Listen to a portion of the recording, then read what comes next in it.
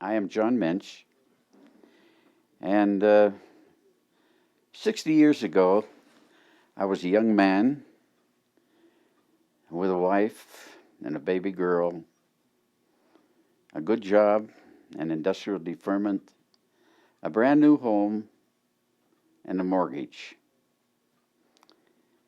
Inside of a week or two, I had in my hand a ticket to a camp, an army camp, a industrial deferment that was canceled.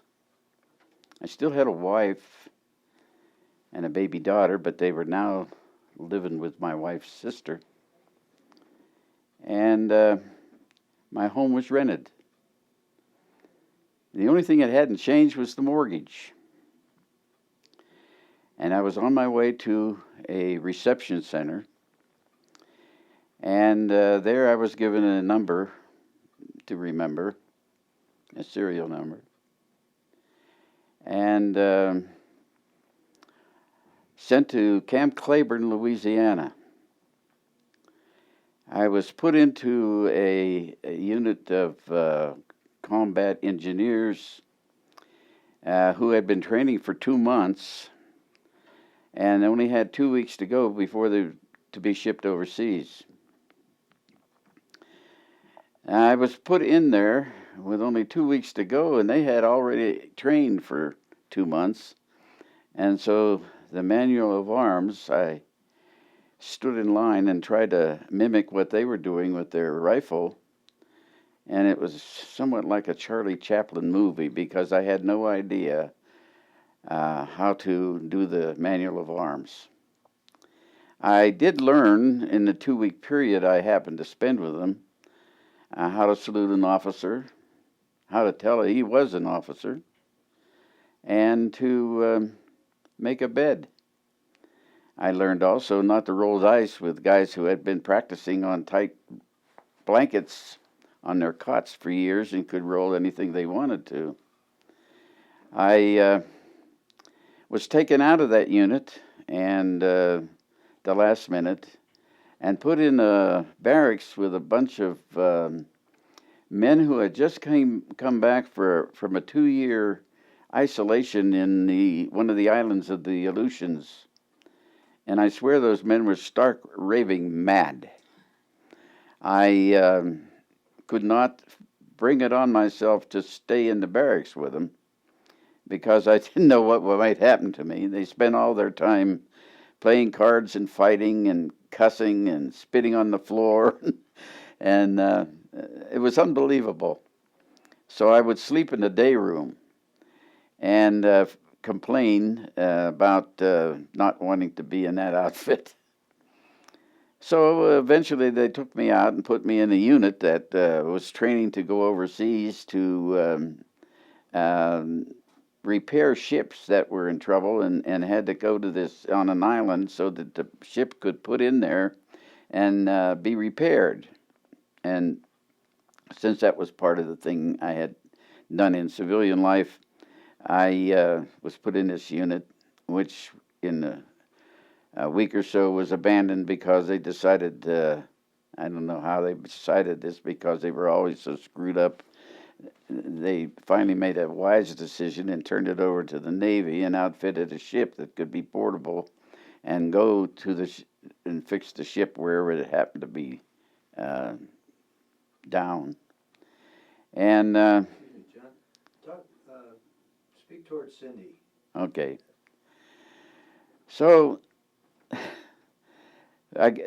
from there, I was sent to a civilian foundry in Alexandria, Louisiana, which was about 10 miles from the camp, and put to work trying to take an old cast iron foundry that had never made anything but cast iron stoves for cooking and so forth, and set up their foundry so that they could make parts for tanks. And it took me about 3 weeks to do this.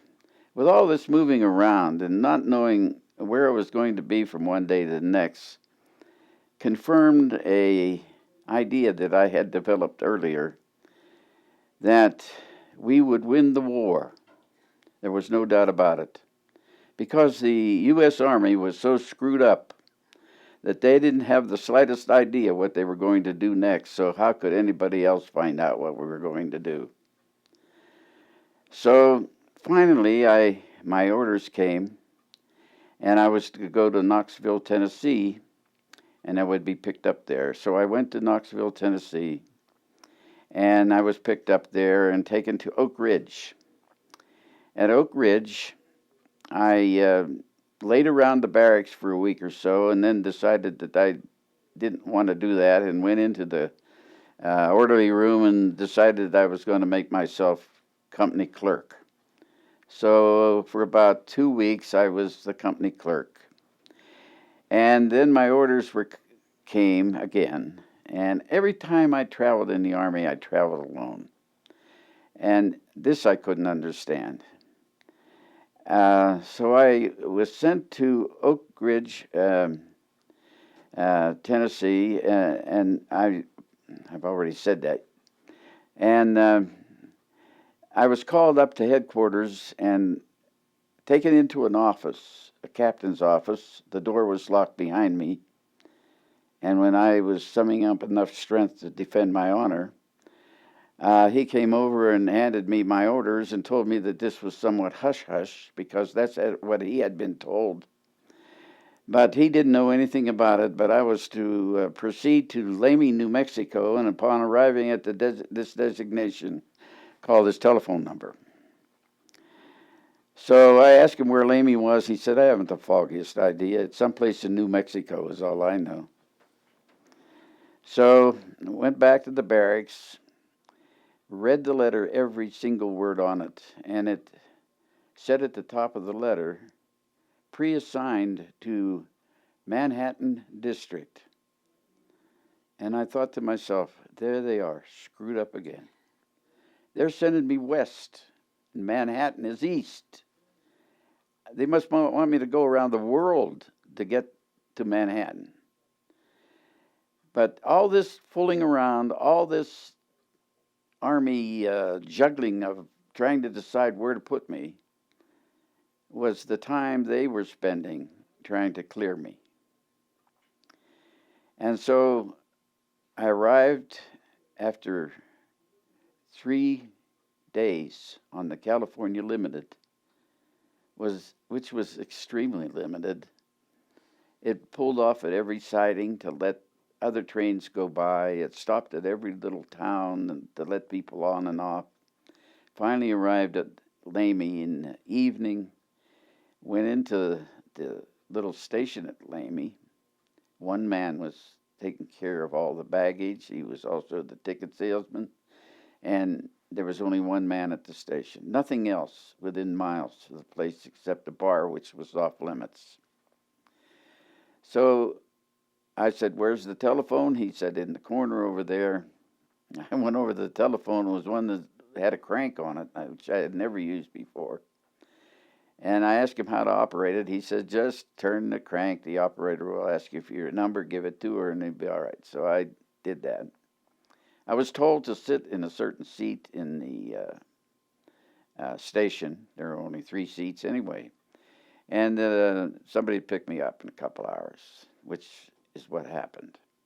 A Army OD station wagon with a sergeant driving pulled in, and by this time it was almost dark, and threw my barracks bag in the back of the station wagon and took me to this place called Los Alamos. Put me in a 3-man hutment. They were in the process at that time of building the regular barracks, and I stayed overnight there, exhausted, tired, and hungry. Next morning I woke up to Los Alamos, which was the GI name for Los Alamos. And I saw nothing but mud and boardwalks, log buildings, and beautiful scenery. I found out very shortly that there were three contingencies of the Army here in Los Alamos. There were the MPs, the military police, who patrolled the perimeter of the project on horseback and also manned the gates to the various technical areas. And also the ones who patrolled the perimeter of the project brought us at the barracks all sorts of game that they would see when they were out patrolling. We had deer and rabbits and turkeys and quail and everything under the sun at our disposal because they turned out to be hunters as well. There were the PEDs, or the post engineers, and they maintained the buildings in Los Alamos. They were plumbers and electricians and men of that ilk, and carpenters. In fact, they paved the roads. They did everything to make Los Alamos a habitable town.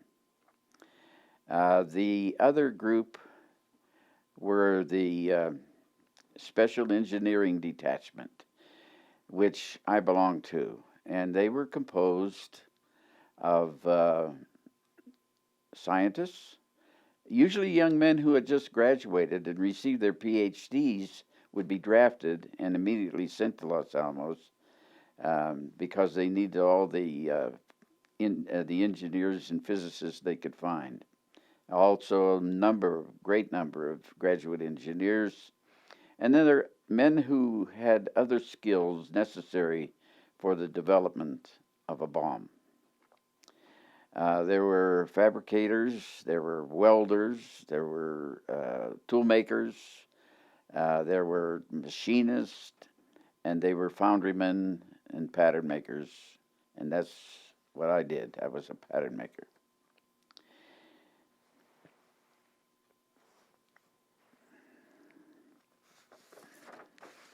Are you going to explain what a pattern maker is? A pattern maker takes about 4 years apprenticeship to learn the trade and 6 years of trade school.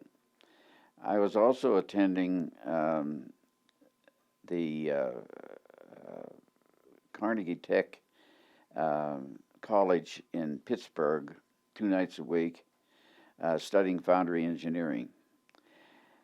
At that time, pattern makers were very scarce. It was taught in high schools all throughout the country. It was a trade which is now essentially gone because everything in those days was cast. Welding was not developed to any great extent. Fabricating has taken the place of casting, and everything that's cast has to be made out of wood first, and then it takes not only a skillful woodworker but an artisan to make a pattern, and there's a lot of hand carving, and if you can think of the engine block of an automobile, which is cast, and all the little water jackets and things of that sort that are in an engine block, all must be carved out of wood in such a way that it can be lifted out of the sand mold and the mold put back together where the pattern taken out of there and the mold put back together and the metal poured in to make the engine block. And it's a very complicated trade, and as I said, they were very rare. And so here's a young man who has completed his apprenticeship, went to trade school for 6 years, and I was studying foundry engineering at Carnegie Tech, and I was eligible for the draft. And so they grabbed me because the place to look for one is in the Pittsburgh area, where the iron and steel industry is in great prevalence. And the only pattern makers used today are where they need rigidity in the basis of machines used to carve metal, uh, end mills and lathes and things of that sort. Also in the shipyards, where the propellers for boats, the bronze propellers, are still cast, and in the automobile industry, where many of the most cars still have a cast block in them, either iron or aluminum or something of that sort. So there are still pattern makers, but it's not near the trade it was. It's the highest paid trade in the metal trades, and it's in the metal trades, although they work with wood. Um,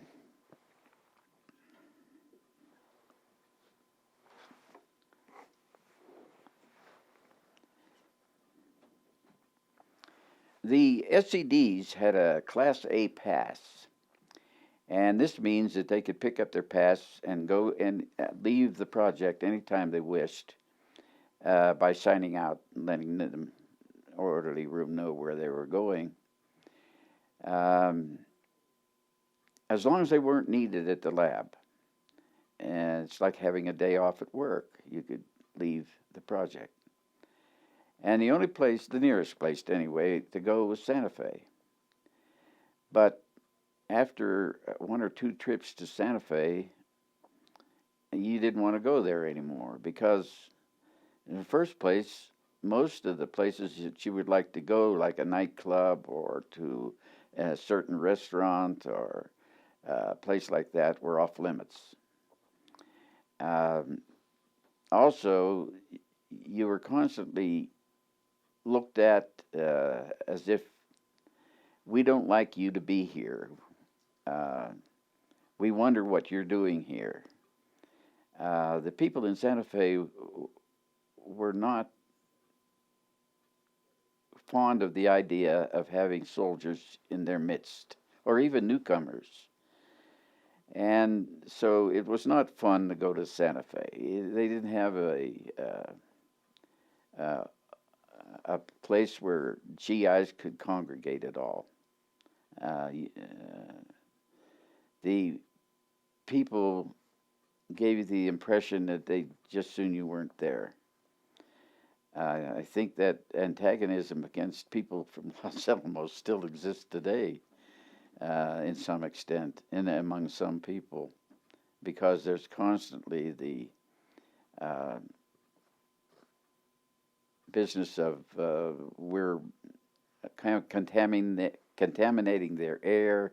They were going to ruin their water supply, and there's a certain antagonism against the people in Los Alamos. The most wonderful place to go was down to the valley, strangely enough, where quite a few Anglos would invite you to their home for dinner. In fact, the first time I ever enjoyed chili and beans was at the Amsden's home in Pewaukee. And recently, Mrs. Amsden has been made a living treasure in Los Alamos. She's a wonderful woman and very well deserving of that honor. Also, the old Spanish people in Los Alamos are very gracious, and they would invite you to their home and treat you like a king, and give you the most wonderful meal you ever had, and show you their orchards and things like that, and be very kind to you, the whole family.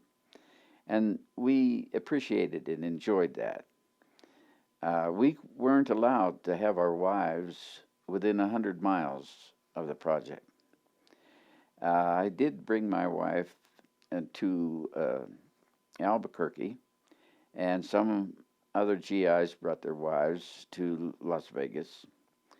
And the reason being that if you could count or see the influx of all these young women with children, some of them,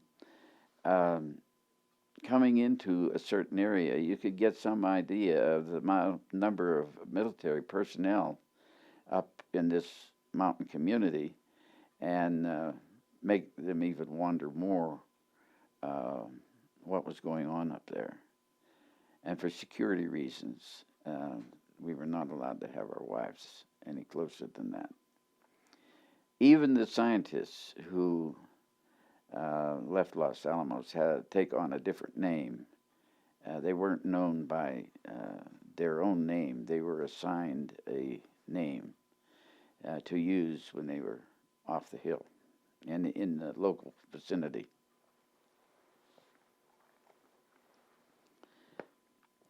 I'd like to talk a little bit about barracks life.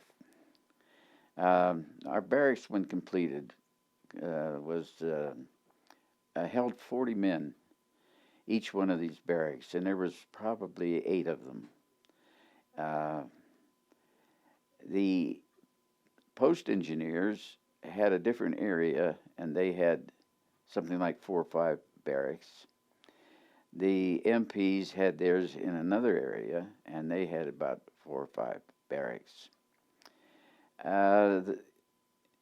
In the barracks, there were 2 pot-bellied stoves, one at each end of the barracks.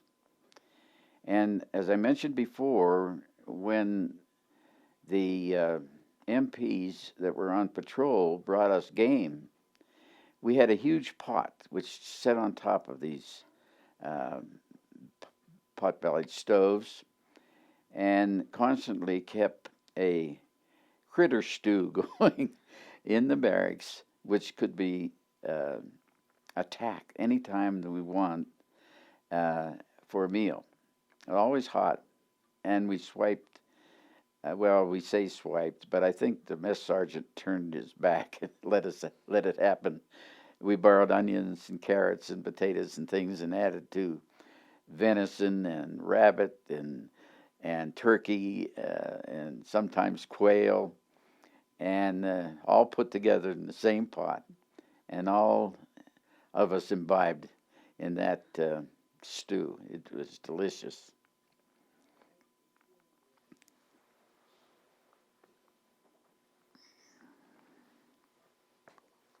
Now the civilians, the scientists with their families and wives and children lived in apartments that had been built by a contractor by the name of Sunt. And so they were always referred to as the Sunt apartments. The civilians lived in, some of them in apartments, and these were the sort of elite of Los Alamos. These were the scientists who had come from various other countries to take part in the development of an atomic bomb. There were scientists actually from all over the world. One of them in particular was a very good friend of mine because he was interested in theater, and he was a delightful man, very brilliant man, but was a comedian all his life and played the part of an absent-minded professor everywhere he went and everything he did except for his science. His name was Jim Tuck, and I had him in a lot of plays, and Jim looked like he was put together by a committee. And Jim was a gangling 6'3" individual with a big walrus mustache, and he smoked a calabash pipe. And I remember him in My Fair Lady playing the part of Pickering, because I had directed many, many light opera shows in Los Alamos. And Jim had a number in that show that he had to sing. And he was not a singer. He knew nothing about music. And the orchestra conductor, we had 26 pieces in the pit, had a terrible time trying to get him to do the timing because he had a number called She Did It. And this was the numbers saying that after all their work with Liza Doolittle, they had been able to pass her off as a member of the English aristocracy. And she was gloating on the fact that she did it. And so in this number, there is a long held note, and it has to be held for a certain number of beats. And Jim had a tremendous amount of trouble with this particular song. The orchestra leader kept trying to tell him, watch my baton, and as soon as I drop it, then you know that you're going to cut it off. Otherwise, hold it as long as I'm holding my baton up. But Jim couldn't see the baton with the stage lighting and so forth. And so he said, well, let me see what I can come up with his English accent. So the next time we had a rehearsal, he came in with the equipment that he had made to solve the problem. It consisted of a base on which the conductor would stand, and on each side of him was a 2x4, 8 foot high, flanking on each side of him, and at the top of the 2x4 on one side was a red light, and on the other side was a green light. And attached to that was a switch, which would be held in the hand of the conductor. And so as long as the green light was on, he was supposed to hold the note, and when he was supposed to stop the note, the red light would come on and the green light would go off. Now our orchestra conductor is in a tuxedo, and everything is supposed to be very formal. And here's these two rough-sawn 2x4s on each side of him, with lights on top of it and cords hanging down, his baton in his hand, and in the other in a switch. And he could not abide that picture, nor could I, as the director. And so we told Jim, Tuck, just sing it any way you want to, and got rid of all that equipment. It was a riot in the show when he brought this thing in. Everybody just couldn't believe that Jim would come up with something like that. But that was typical. I digress, and I'm sorry.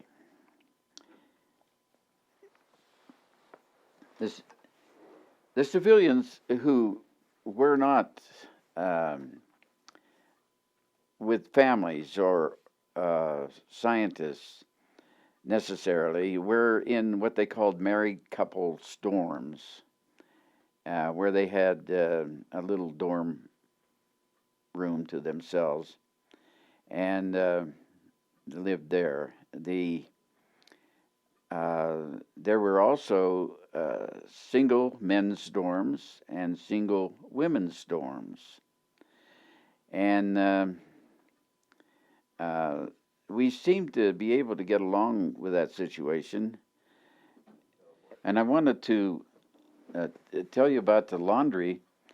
The civilians in their apartments and the people in their dorms had no access to a laundry. Throughout the project, there were 3 laundromats, so to speak. No home in Los Alamos, even up at the time they built the western area homes, had washing machines. Reason being, you couldn't buy one because they weren't making them. It was in the middle of a war period. And secondly, that plumbing in these places were not conducive to having one. So everybody had to go to the laundromat, regardless of their status in life, take their washing to the laundromat, and stand in line for their turn to go into the laundromat to do their washing.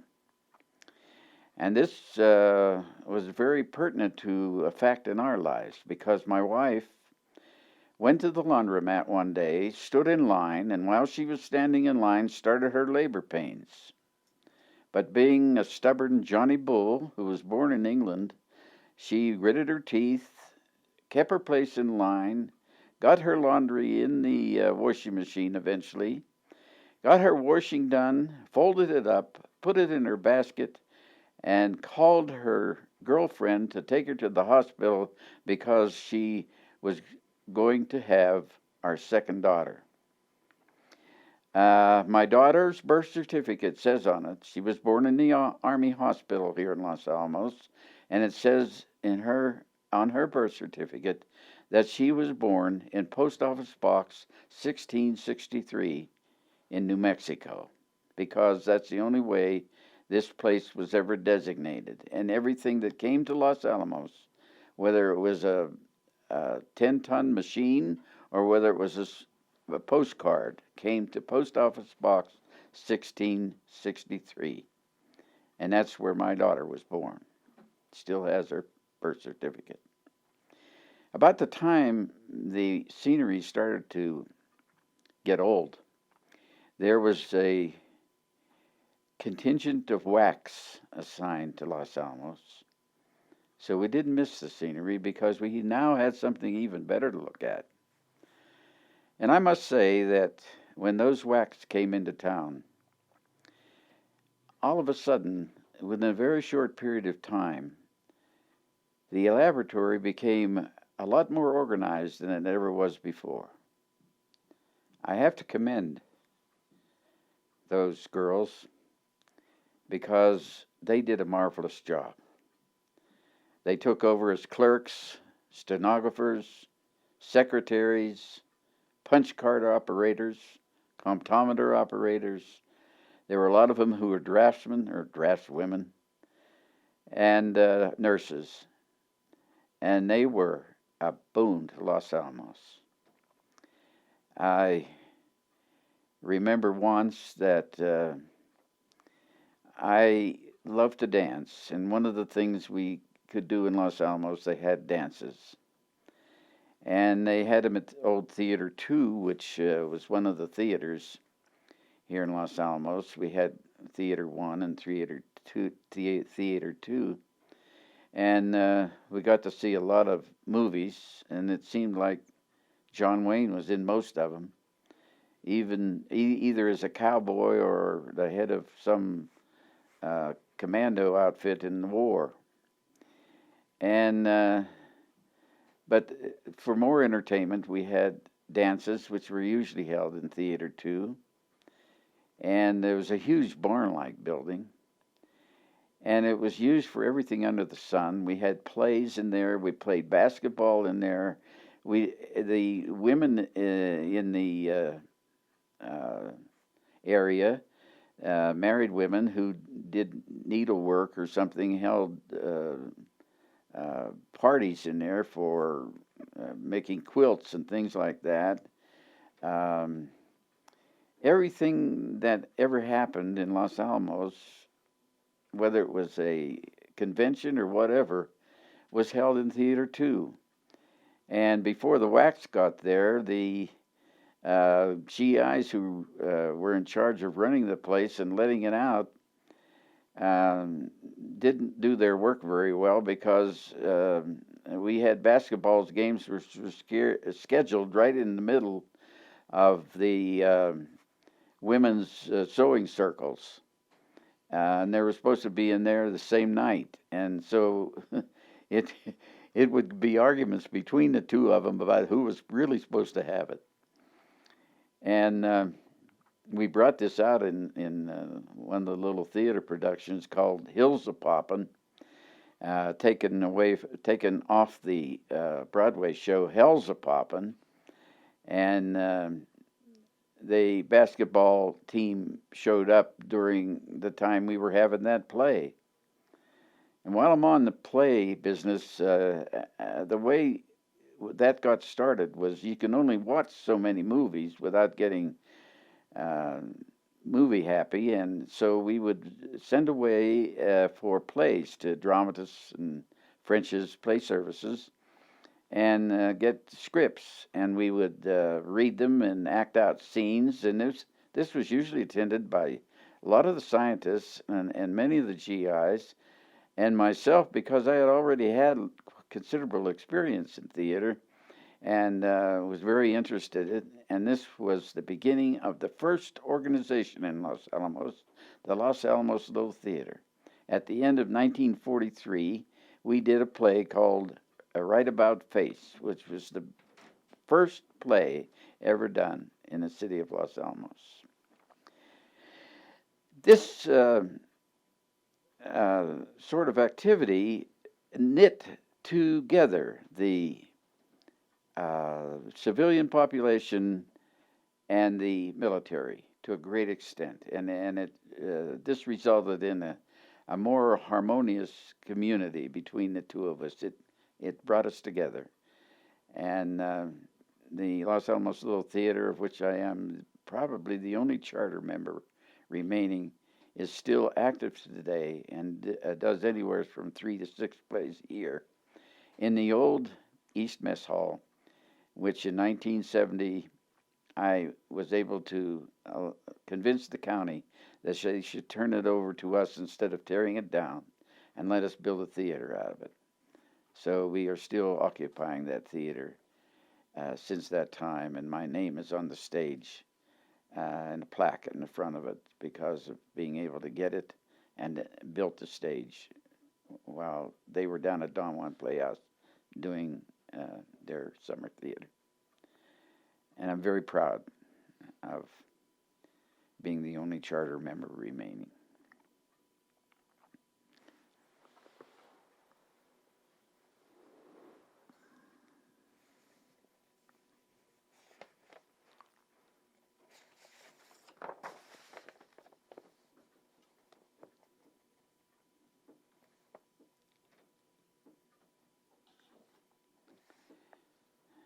There were some other things to do in Los Alamos which I haven't mentioned. The dancing that we did was to the keynotes, which is they had the big band sound, and they had their dances, as I said, in the Los Alamos in the Theater 2. They were composed of GIs from all different sections and some civilians who loved music, and some of them were union musicians, and they were marvelous musicians, and they played for all our dances, and I loved to dance, and I attended some of them, and there was one of the young WACs that was a very good dancer, and I danced with her quite often. And finally, something happened which made me feel like I was macho, because she asked me to attend Sunday dinner with her at the WAC Mess Hall, which was a great honor. And when you were asked by a WAC to come to Sunday dinner, that meant a lot of things which I didn't realize. And I had guys patting me on the back and saying, "Boy, you finally made it." I wish one of those girls would ask me to dinner. And I was congratulated all over the place, shaking my hand and saying, "Congratulations, you're going to the WAC Mess Hall for Sunday dinner." So Sunday came, and I showed up for the dinner, and they didn't eat like we did in big long tables. They had little tables where you could sit and eat alone. And so we sat down at this little table, and it was the most delicious dinner I had had for years. And I proceeded to tell her all about my wife and my little daughter and how cute she was. And I think I spent all the time I was there talking about my wife and daughter. And for some strange reason, I was never asked back to dinner at the WAC Mess Hall. I don't know why.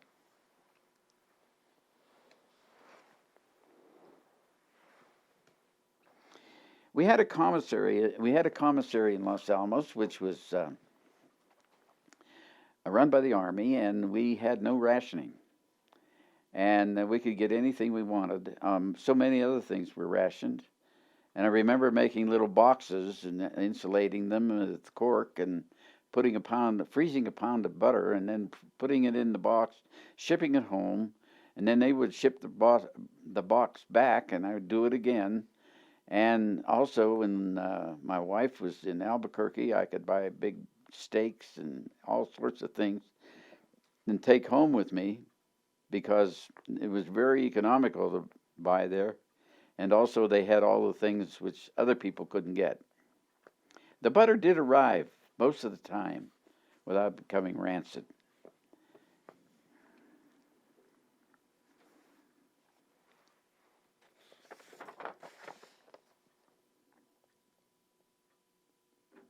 There were a lot of serious moments. When the Trinity shot began to come into being, we worked very hard. Some of us worked 16 hours a day, not because we were paid a lot of money, but because we knew that this could be the end of the war. And we put our heart and soul into getting that bomb prepared.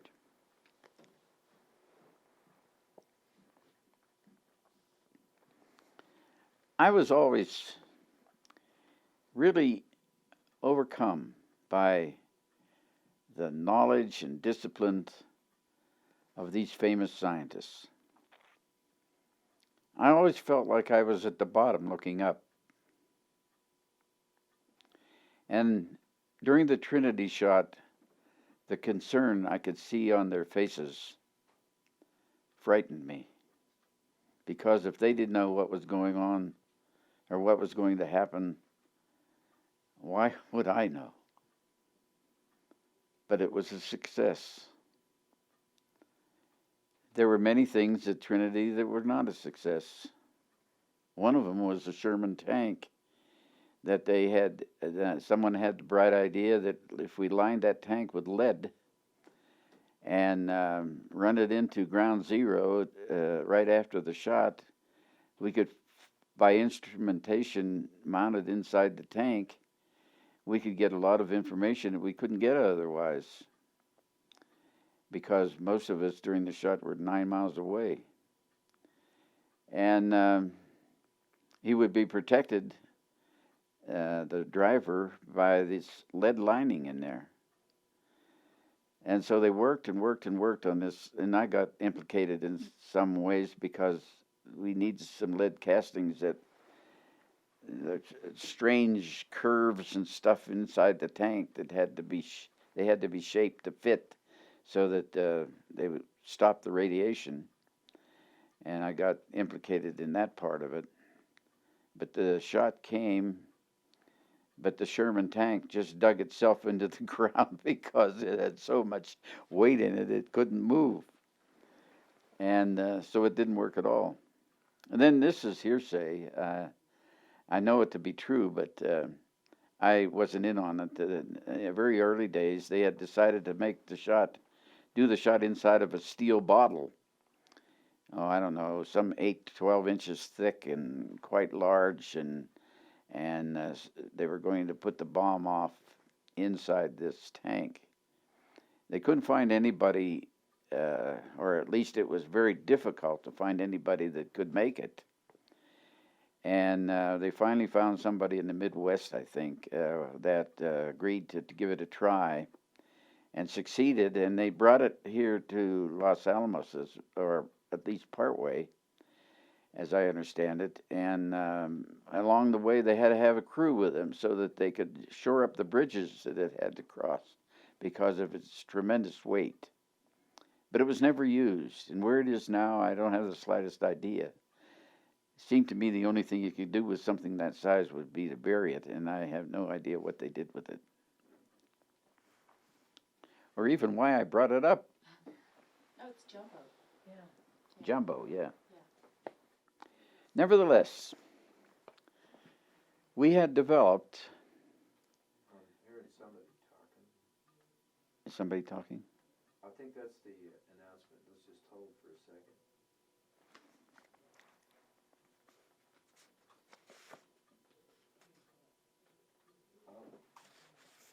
speaking towards Cindy. Yeah. Hang on just a second. Nevertheless, we had developed the bomb from theory to a bomb in a little over 2 years. I wonder if they could do it today. It seems to me it would take that long today just to do the paperwork.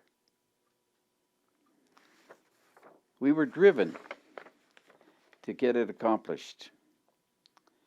And it seems that we succeeded. And we're honored by the fact that we did. The Army saw fit, or the United States itself saw fit, to issue a commendation in the form of a meritorious citation to the Special Engineering Detachment for their contribution to the development of the bomb. We had a big ceremony out in front of Fuller Lodge.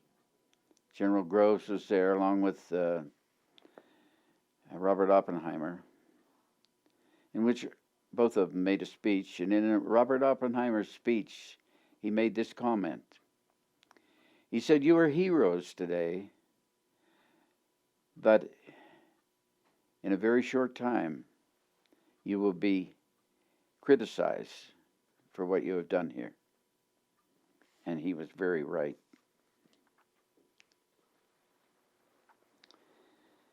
After VJ Day, approximately two-thirds of the number of SEDs were declared surplus and needed not to go to work and were waiting for their discharge.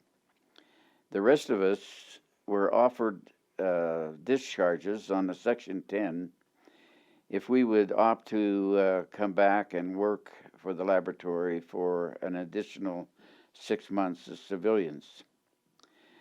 This was to carry us over because at that time there was no way that we could tell whether, or anybody could tell, that whether the project would continue or not. And so that would give them a 6 months to replace us if it was going to continue. I opted to take the discharge and stay in Los Alamos for that 6 months, and I'm still here.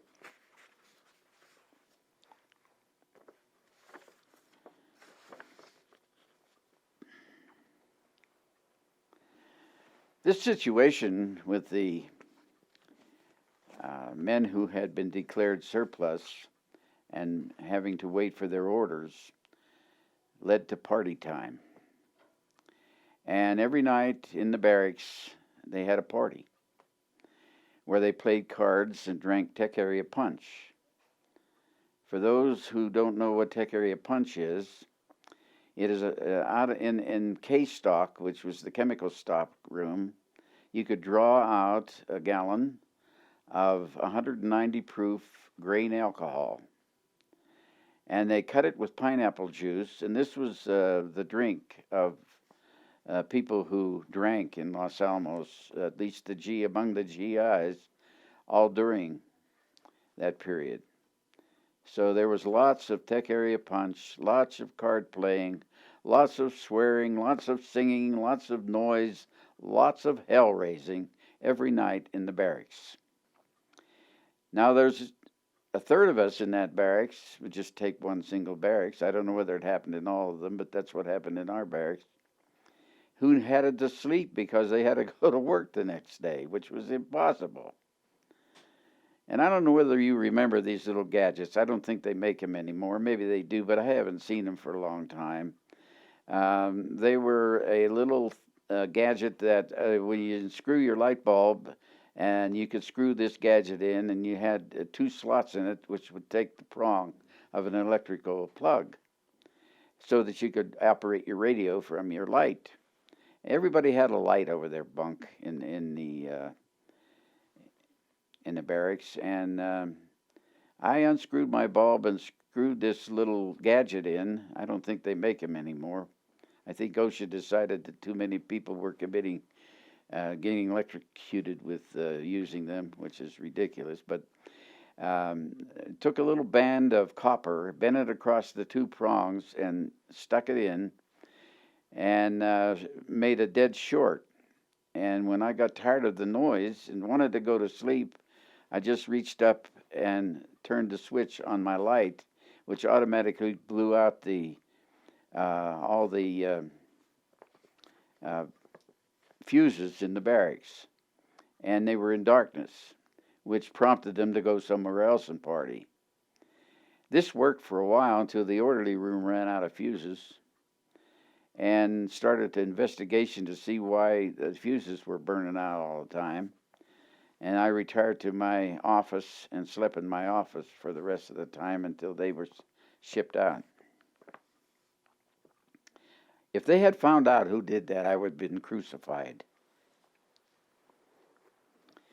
I feel that the bomb ended the war. I'm a firm believer in that. I recently had to make a speech at one of the education organizations, which is an organization developed against the people who come around here every year and tell us how we were murderers of innocent women, children, and the men of Japan by dropping atomic bombs on them. And in answer to their condemnation, we organized an educational group. And I was asked to make a speech at one of those, and I did a tremendous amount of research and in preparation for that speech, and was firmly convinced, if I hadn't been before, that what we did saved the lives not only of thousands, but of millions of our own men, and many millions and millions of the men of Japan and women and children of Japan, if an invasion had to take place. I am firmly convinced of that. And if my efforts counted even one little iota to the development of that bomb, I am damn well pleased.